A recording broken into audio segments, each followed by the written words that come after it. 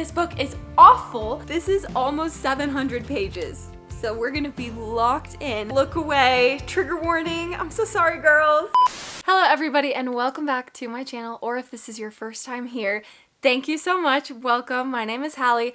We're going to talk about a lot of books today, and this video in particular is one I have been so excited for because the creative juices are just flowing in my life. It's probably just that I'm in my follicular phase, but I'll take it. To start it off, we're having a matcha, which is kind of rare. Normally I'm a chai girly first because I haven't perfected my matcha at home recipe, but this is hitting pretty good. Actually, we're also switching it up a little bit because I'm gonna read romantasy books in this video. I have recently fallen in love with this genre again, which I wasn't expecting. I just got burnt out on Instalust. Instalust is my #1 enemy, and sadly I was getting sick of enemies to lovers because I feel like they weren't ever truly enemies. Let's give credit where credit is due. There are a few romantasy books in particular that have caused this renaissance to occur. The first one is Arcana Academy by Elise Kova. The male main character, I need him biblically. He's perfect, he's tortured, and that was the most fleshed out enemies to lovers book I've read in forever, so I owe it my life. Another one I've really loved, it's funny, this is such a comfort series for me, but I wouldn't say it's groundbreaking, but I do cherish it. It's Servant of Earth by Sarah Hawley. Mortal girl enters Fey realm. I would say this is less action-packed and more political posturing, set in a really cool Fey environment, and the fairies in this are kind of like Cruel Prince. They're accurate to fairy lore. They're not like the Fey we see in Sarah J. Maas books. I take that back. Some of them are.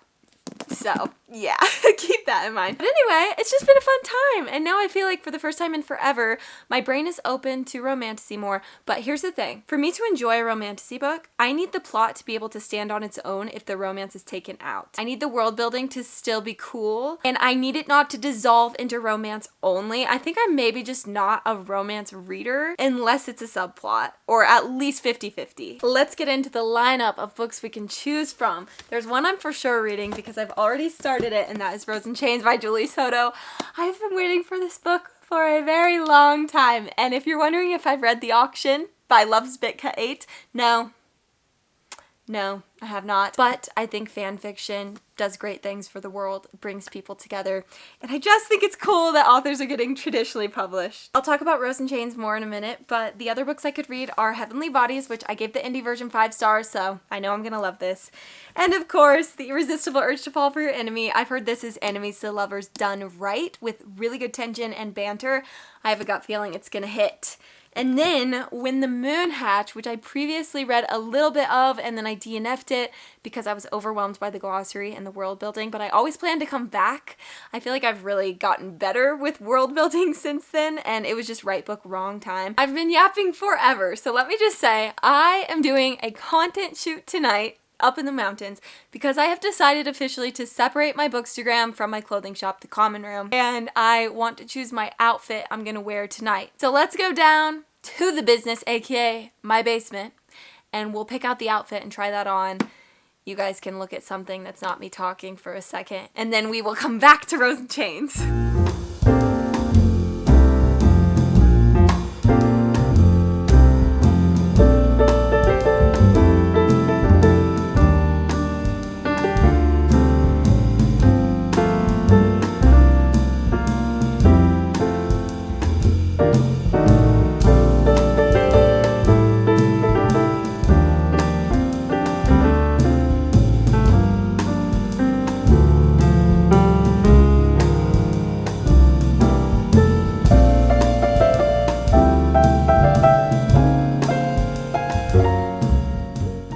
Day, and we are locking in with Rose and Chains. I have so many updates, but first I did want to say I did my content shoot last night. As you saw, my amazing angel partner met me in the mountains after working a full work day and shot those photos for me. And then today I launched my new bookstagram, Hallie Dreaming. It's like hurting my brain to post on 2 different accounts and not just post everything on the common room, but in a good way. I really do think this was the move. I'm so excited, and I'm really grateful to anyone who followed me on the new account after following my shop. I'm 10 chapters in, and I really am okay with any of the character changes because these are not the characters I know. They're all new people. I am fan fiction's #1 fan. It's such a great thing for fandom culture. It brings people together. It's great for aspiring authors who then go on to be published. And now I like it because it's a way to enjoy this world and these characters without supporting the author. In 2022, all my besties were reading fanfic. We were all buying Kindles. We were reading fanfic on the drive to Harry Styles concerts in the Uber. The fanfiction community is so inclusive. Some of the most diverse stories I've ever read have been on AO3.com. Shout out Crimson Rivers. It's literally literature. I actually don't read dark romance. You're probably wondering why I'm reading this book because it would seem like it would not be for me. However, I don't know, I just have a gut feeling I'm gonna love it. Part of that might be the fact that this is the most beautiful book I have ever seen in my life. Let me tell you, every single man in this book is awful, including our MMC, which, speaking of him, what do you mean, Tovin? I don't like his name. It reminds me of that TikTok. I was like, oh, it's like that kid from the TikTok. Y'all already know who I am. My name's Topher. I love Bryony. I love Rory. I love Cordelia. It's just like all these stunning names, and then Tovin. The way she has changed the magic system makes the entire concept of the book click for me. I felt like before with the fanfic, I just didn't understand. I was like, why are we doing this? But now with the added magic aspect, I'm like, okay, there's such a distinct vibe. It's not quite gothic and it's not quite high fantasy. I don't know what it is, but I love it. I think it almost has like this Victorian feel to it. Kind of Heartless Hunter with the high society stuff, and yet not, but it has magic, but it's not giving like witchy vibes. I think it's very original. I just don't want to end up DNFing this. I know it's gonna get dark and I am weak. I love Bryony. I love her name. That is so cute. And I want her to step into her power and do something crazy, but I feel like it's gonna get really bad before we get to that point. So let's keep reading and I'll be back with updates.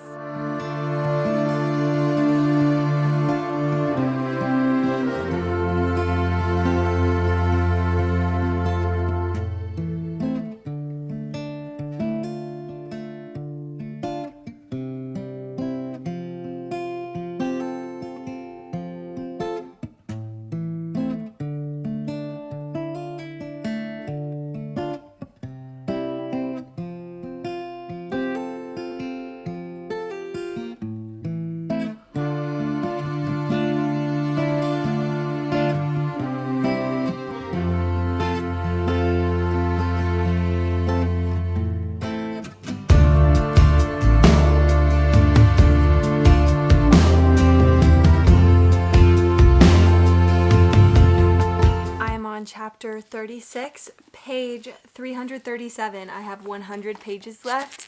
I love this book so much. There is nothing else that feels like this book that I can even think of other than just other fan fiction. And I especially love the story because characters I know and love are haunting the narrative, except it's not them, which is good because I don't mind if it's a darker world. And I don't really mind the name Tovin anymore. We're good. I'm really loving him as a character. This is just one of those stories that feels like candy. I can't get enough. I want more and more and more. It is really dark, which normally would bother me, but it doesn't. I don't know. I just like what's coming. I've cried at one point.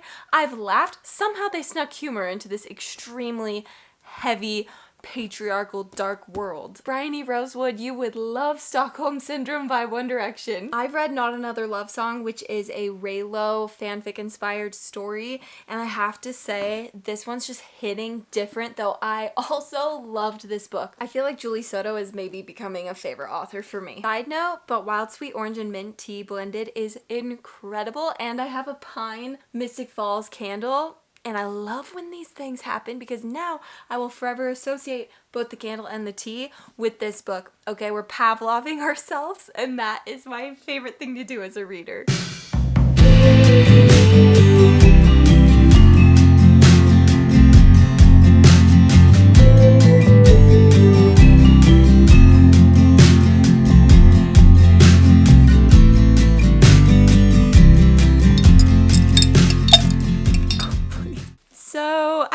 cooked. I'll never get over this book. I finished it last night at 2 a.m.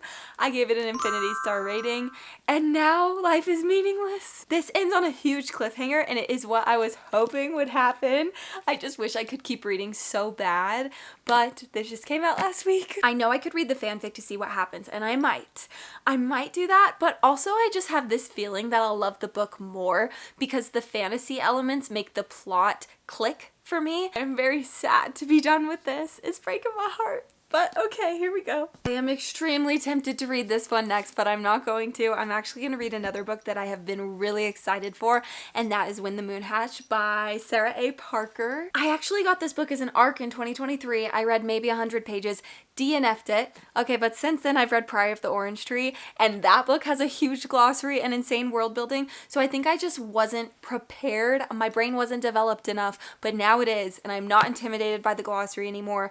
All of my friends love this book so much. I feel like they always talk about it, so I also have FOMO. And I had my friend Kayla spoil the plot for me, but that was like 6 months ago, so I don't really remember what happened. I just remember some things, and it's like, it puts me in the perfect position to be very excited.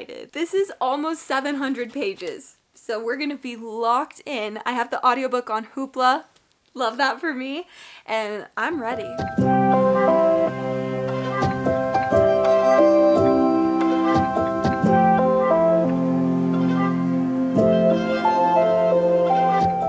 The next day. I have been binging my heart out. I had a lot of menial tasks for my business today where I could just do it while listening to an audiobook. So somehow I am 60% into this. Now you may be thinking, wow, that's a book that's maybe easy to fly through.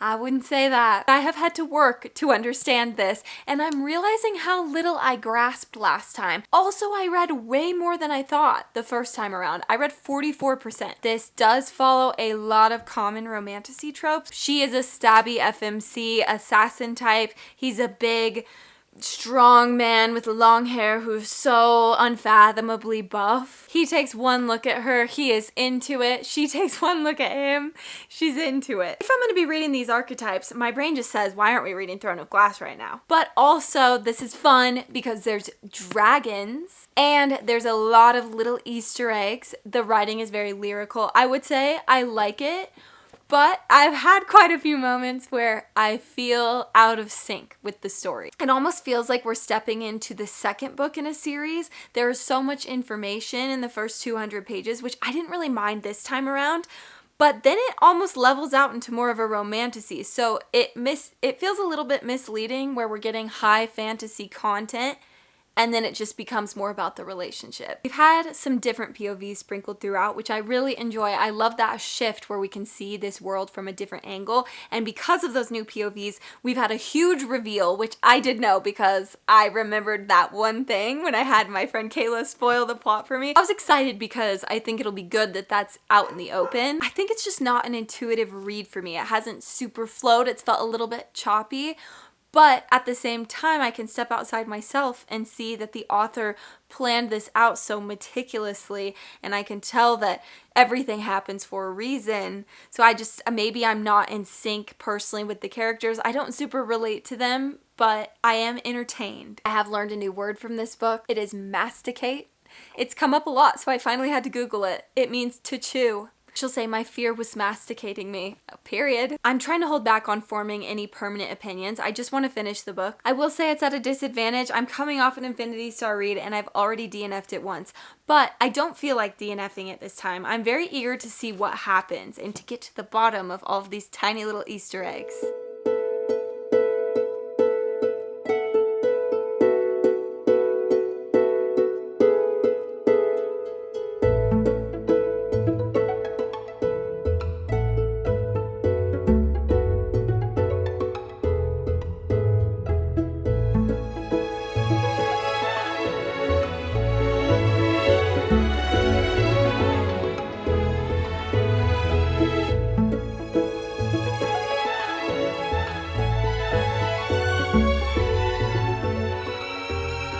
To my When the Moon Hatched girlies, look away, trigger warning, I'm so sorry girls.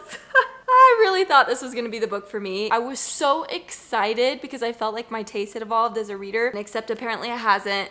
because I just found the pacing to be kind of choppy for me. And by the time we got to big reveals in this book, I wasn't really invested. I had kind of clocked out, which normally we love a slow build with big reveals. So I don't really know what happened, but I kept trying to lock in and it wasn't working. Another preference I have, more of a pet peeve really, is when a man is showing up for the woman. He's being so trustworthy over and over, and our female main character just cannot trust him and still thinks he's such an enemy.